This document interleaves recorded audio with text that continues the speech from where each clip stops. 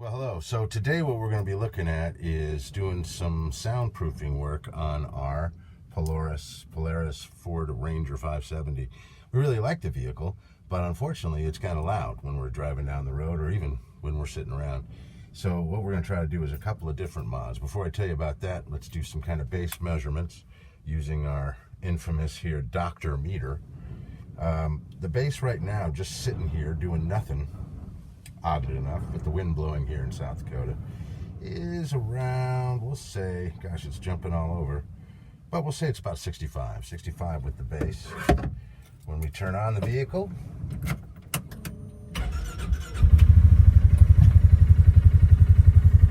now we're looking at it's about 70. Jumps a little bit, but 70 is about where we're at.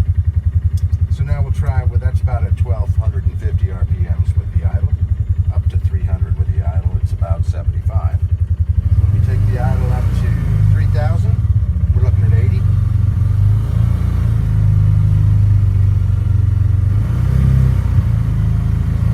Crank it up to 5000. We're at 87.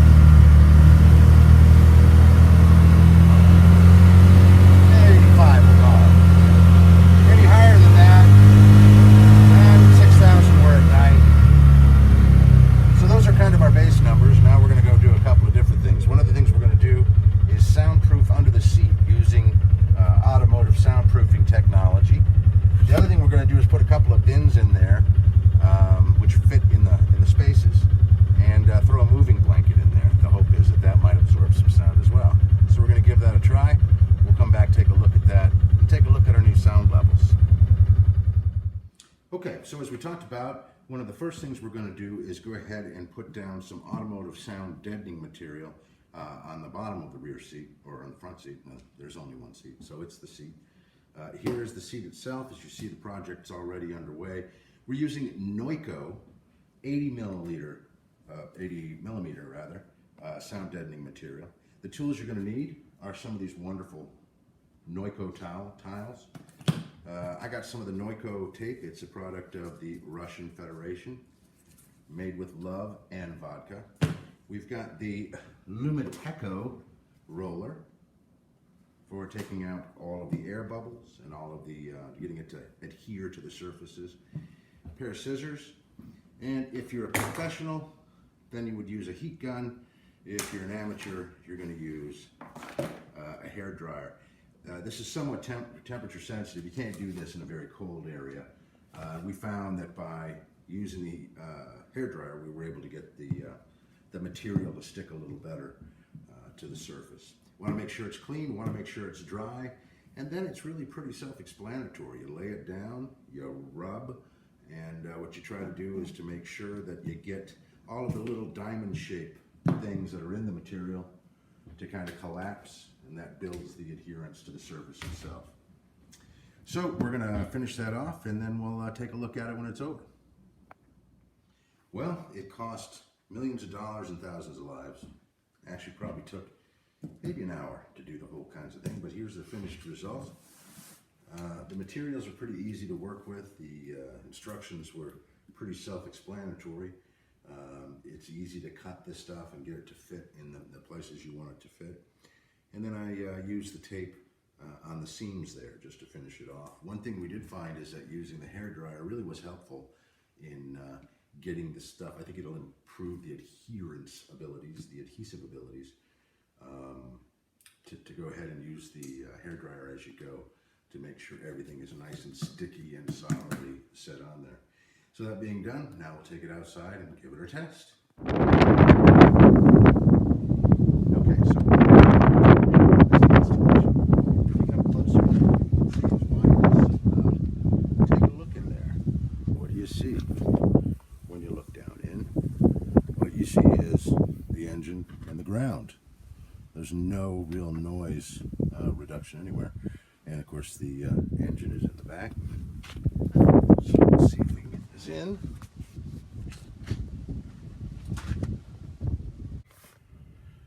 Well, I would say this is a resounding success. I've got my foot all the way on the throttle, and the noise as you can hear, is practically non-existent. So that is, well, I suppose I should turn it on. Okay, so we'll do that again. It ruins the science as far as I'm concerned. We got a bass reading. It's a little bit louder because it's a little bit windier and because I'm talking. But we were around 50, quiet.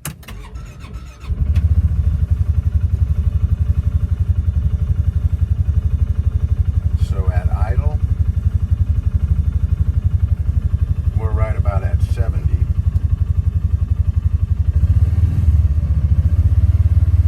At 2,000, we're right at about 75. 3,000.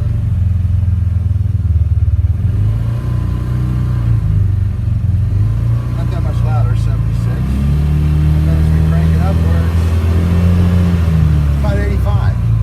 So I think there's a significant savings there, or noise reduction, and maybe even some insulation properties, which will help on these cold South Dakota days and nights. So it does seem like there is a noticeable difference.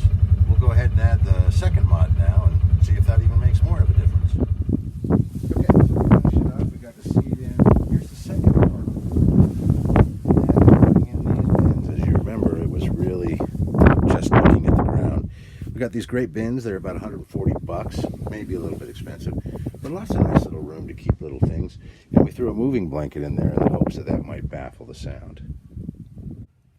Okay, well, this is the final test of all of the sound reduction mods that we've made so far. It's tough to tell with a bass number here. And remember that decibels are geometric in their progression, much like tornadoes, the F scale, etc. So slight savings may not seem like much, but they actually could be pretty huge.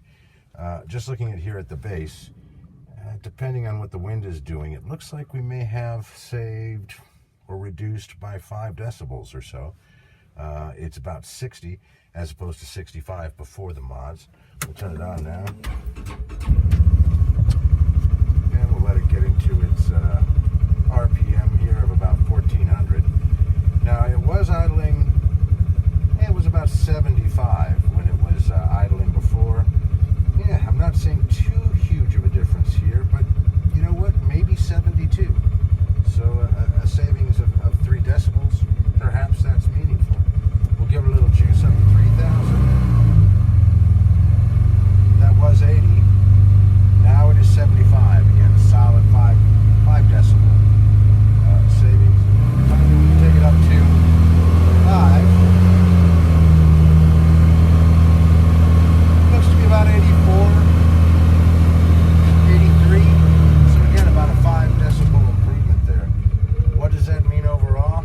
I still think it's going to be kind of loud and maybe have to raise my voice a little bit to talk, but I enjoy yelling, so that shouldn't be too much of a problem. We may try a few more little sound things to see if that works. It's our hope that maybe not only will this help with the soundproofing, but may make the cabin a little bit warmer in the winter. We'll report back on that.